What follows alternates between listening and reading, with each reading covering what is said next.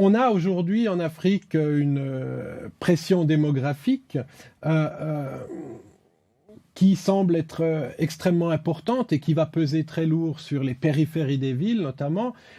Quel est votre sentiment par rapport à ça? Est-ce que vous pensez qu'on arrivera véritablement à accompagner cette croissance démographique en sachant que on a jusqu'à aujourd'hui un petit peu de mal à organiser ce qui existe déjà?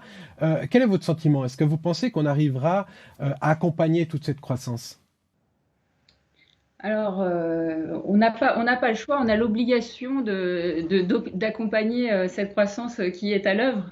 Donc, pour un organisme comme l'AFD, la priorité, c'est d'accompagner cette urbanisation pour améliorer les conditions de vie des citoyens et des nouveaux urbains, d'une part, et puis d'autre part, d'accompagner les villes et de faire qu'elles jouent leur rôle, c'est-à-dire leur rôle de moteur de développement économique, de pourvoyeur d'une qualité de vie et d'emploi pour ces nouvelles populations urbaines. Donc, va-t-on y arriver Je dirais que c'est un processus qui implique à la fois des institutions de financement comme les nôtres, mais aussi et surtout beaucoup les maîtrises d'ouvrage locales, les États, les collectivités. La Banque mondiale estime à peu près à 40 milliards de dollars par an les besoins de financement des collectivités. Nous, bailleurs, en finançons une petite partie, mais les besoins sont beaucoup plus importants. Ils sont aussi à trouver localement. Donc, notre rôle, il est aussi d'accompagner les villes à catalyser ces ressources locales à travers la fiscalité locale, des recettes indirectes pour pouvoir accompagner et accueillir au mieux cette nouvelle population urbaine. Mais on a l'impression que donc fatalement la ville va grandir encore. Est-ce qu'on arrive à densifier ces villes ou est-ce que finalement les villes africaines sont condamnées à grandir et à devenir des Lagos en puissance? Oui, effectivement, dans votre question, il y avait deux sujets. Il y avait un premier qui était l'urbanisation et le deuxième qui était sur l'étalement des villes, qui effectivement est déjà à l'œuvre. Ce qu'on voit, c'est que finalement, l'étalement est encore plus rapide que l'urbanisation et qui pose de nombreux problèmes, des problèmes de congestion automobile liés au fait qu'il y a de plus en plus d'automobiles individuelles, des problèmes d'extension sur des terres agricoles et sur du patrimoine naturel, et puis un fort coût pour les collectivités et l'État de raccorder ces nouvelles zones aux services publics. Donc tout cet étalement pose un certain nombre de problèmes, mais il est à l'œuvre. Donc nous, ce que nous essayons de faire, c'est d'accompagner les villes dans le sens de la densification. Donc ça passe par plusieurs aspects. Un des premiers, c'est évidemment une meilleure maîtrise foncière. S'il y a cet étalement urbain, c'est que la maîtrise foncière est faible et difficile.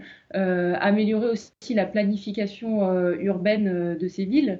Et puis, ça, c'est d'un point de vue un peu stratégique. Et ensuite, dans le cadre des projets, il s'agit d'avoir pour nous davantage de travailler sur le renouvellement urbain, donc sur la densification de quartiers, notamment des quartiers précaires qui peuvent se situer en centre-ville, ou aussi de travailler sur certaines polarités de la ville qui sont peu encore développées, c'est-à-dire qui sont essentiellement du logement, et en faire des zones dans lesquelles il y a de l'activité économique, dans lesquelles il y a des services, pour que cette ville qui s'étend se structure et ne s'étale pas sans limite. On sait que la démographie va augmenter fortement ces prochaines années, hein. Tous les indicateurs sont au vert ou au rouge, ça dépend comment on imagine le développement démographique. Euh, et donc, une conséquence très claire sur les villes africaines. Est-ce que vous pensez qu'on peut aujourd'hui ou qu'on pourra dans les prochaines années accompagner ce développement? Les défis sont énormes, hein. On a quand même, on prévoit une augmentation d'1,2 milliard d'ici 2050 de la population africaine, dont les 2 tiers seront en ville. Donc ça veut dire des villes qui seront 3 fois plus peuplées qu'actuellement. Si comment dire, euh, la tendance se poursuit. Alors, on a des grandes villes, hein, des mégapoles comme Kinshasa ou Lagos, qui auront plus de 20 millions, 30 millions d'habitants peut-être, mais aussi la croissance démographique importante se passe surtout dans les villes secondaires. Donc, c'est là aussi qu'il faut aussi porter notre attention. Euh, comme je dis, oui, les défis sont absolument colossaux. Hein, et je ne crois pas non qu'actuellement, même si la communauté internationale a porté le problème urbain et de croissance urbaine un petit peu plus en avant, on a encore tendance à avoir une politique de l'autruche, je dirais, dans certains pays, et ne pas reconnaître les phénomènes les impacts de cette croissance urbaine, notamment sur l'occupation de l'espace, sur la production de l'espace urbain, sur le stock d'équipements qu'il va falloir mettre en place très très rapidement. Et on sait aussi que les villes africaines, en fait, ont une croissance, mais c'est une croissance de pauvres. C'est-à-dire que la plupart des emplois qui sont créés sont des emplois dans le secteur informel, qui ne génèrent pas forcément suffisamment de ressources pour pouvoir financer des équipements ou des services au niveau, pour pouvoir soutenir cette croissance démographique extrêmement importante. Je pense aussi que par rapport à cette croissance urbaine, on n'a pas encore des outils de planification urbaine très efficaces. Hein. Ils sont parfois démodés, ils sont parfois déconnectés de la réalité, en fait. Et surtout, je dirais déconnectés de la manière dont le foncier urbain, dont la ville, enfin le foncier urbain se construit. Donc, tant qu'on aura ce disconnect, je dirais, entre la planification urbaine et la réalité du terrain, comment les terrains urbains se construisent, on n'arrivera pas à pouvoir contrôler ces phénomènes. Oui, alors il y a de l'étalement urbain dans la plupart des villes, mais il y a aussi des phénomènes de surdensification qui sont aussi à noter, notamment dans des villes comme Kinshasa, où on a des phénomènes de surdensification même dans le centre-ville. Donc, ce n'est pas seulement une question d'étalement, c'est aussi une question de surdensification et de revoir un petit peu cette planification urbaine pour qu'on puisse avoir peut-être des approches un petit peu plus inclusives, qui tiennent un peu plus compte aussi des réels, des défis physiques auxquels la plupart des villes sont confrontées aujourd'hui, notamment les effets du changement climatique. Alors, quand on parle de je voudrais simplement rajouter que quand on parle de démographie, je voudrais aussi peut-être parler particulièrement du problème des jeunes. Hein. Faut pas, la moitié de la population aujourd'hui a moins de 25 ans.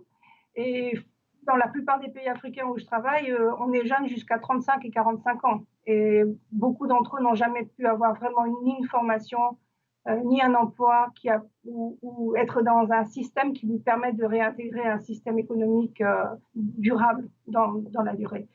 Alors, on a ces jeunes qui n'ont pas d'emploi, mais qui n'ont pas de formation, mais on a aussi tous ces jeunes universitaires qui sont sur le marché et qui n'arrivent pas à valoriser leurs connaissances. Et c'est un vrai drame. Alors, cette croissance démographique des jeunes, c'est à la fois, encore une fois, une opportunité, hein, puisque ils peuvent apporter énormément au niveau de la construction de leur pays et de la ville. Et c'est aussi un défi parce que si on n'arrive pas à les occuper ou alors à les aider à créer leur propre emploi, on alimente très facilement des phénomènes de radicalisation et de violence dans les quartiers. On sait que si la tendance se poursuit, peut-être un jeune sur 4 pourra trouver un emploi dans les 10 prochaines années. Donc vraiment, c'est un sujet extrêmement important. Sur lequel il faudrait se pencher davantage. Et ce n'est pas suffisant de donner la parole aux jeunes.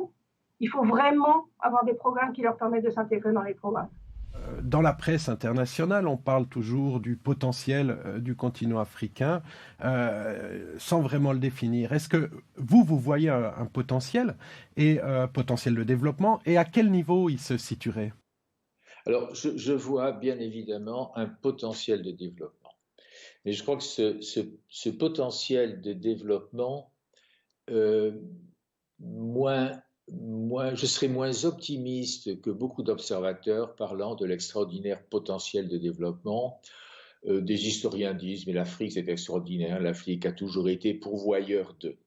Et le potentiel de développement, certes, existe, mais le risque c'est que l'Afrique continue d'être pourvoyeur de ressources primaires, de produits agricoles, de ressources minières, parce que y a un certain nombre de problèmes qui se posent. L'Afrique a un énorme potentiel agricole, Mais on l'a vu dans les débats sur les accaparements de terres, lorsqu'ont été faits des inventaires par des instituts spécialisés sur les terres cultivables, que c'est un sujet qui est très débattu. On a affaire souvent, même si dans ce qu'on appelle la savane guinéenne, ces grandes terres, la Guinée par exemple, Guinée-Conakry a un énorme potentiel agricole, mais on a malgré tout des terres fragiles. Et l'agriculture, c'est pas que des terres, c'est des infrastructures, ce sont des systèmes de stockage, de transport, de commercialisation, de protection de l'agriculture familiale, et ça, c'est souvent très, très, très défaillant en Afrique.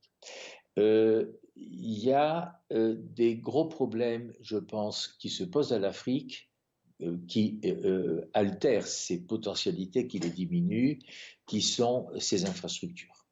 Il y a une défaillance de grosses infrastructures et en dépit de quelques grandes voies pénétrantes que l'on voit se développer aujourd'hui vers l'Éthiopie par exemple, au départ de l'océan Indien ou de Djibouti, pour des projets également de rails qui partent, de voies ferrées partant de l'ouest des ports de la côte ouest de l'Afrique vers les pays enclavés de la zone sahélienne. Tout ça ouvre des perspectives, mais c'est à long terme que les résultats seront sensibles. Et dans le court terme, l'Afrique est confrontée à l'Afrique est dans une forte zone de turbulence. Il y a un problème également qui obère les perspectives de développement, c'est la question de la gouvernance. La gouvernance politique et la gouvernance urbaine et la gouvernance foncière. Il va falloir d'ici 2050 loger dans les villes d'Afrique subsaharienne, je ne mets pas l'Afrique du Nord, une population supplémentaire, donc en 25 ans, en 35 ans à peine, 33 ans, une population urbaine supplémentaire de près de 790 millions de personnes. C'est une population supplémentaire, c'est-à-dire qu'il faudra aussi gérer la population qui est déjà dans ces villes, souvent dans une situation de grande précarité, souvent sans services et sans équipements, avec un accès limité aux services et aux équipements. Il faudra imaginer pouvoir loger 790 millions de personnes. Alors, un chiffre, c'est très abstrait. 790 millions de personnes, c'est quoi? C'est la population urbaine cumulée aujourd'hui du Canada, des États-Unis, du Mexique et de l'Union européenne. Bon. Et ça en 35 ans, alors que les pays dont je parle ont eu des siècles pour construire leur ville et des siècles de tradition, de gestion et d'administration. Donc là, ça pose des problèmes très, très complexes au niveau foncier, on reviendra là-dessus, et au niveau de l'aménagement urbain.